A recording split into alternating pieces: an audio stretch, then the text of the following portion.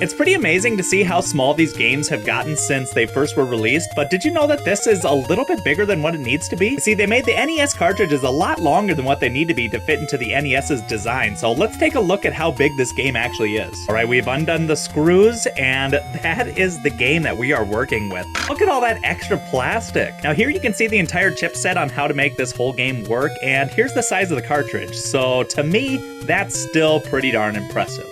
Recently I showed you how small the NES games are compared to their cartridges themselves, and you're telling me that it's the same case for the Nintendo Switch. To find out if this is true, I took out my handy dandy axe and it was time to start chopping in these cartridges. When I opened up the first Nintendo Switch cartridge, I was a little surprised to see that it filled the entire thing, so I knew there must have been another one that you guys were talking about. So this time I grabbed an official Nintendo released game and decided to crack it open instead. And just look at how tiny this game is. It's literally half of the Nintendo Switch cartridge. It is just so funny to me that after all these years, we are still using cartridges that are double the size than what they need to be.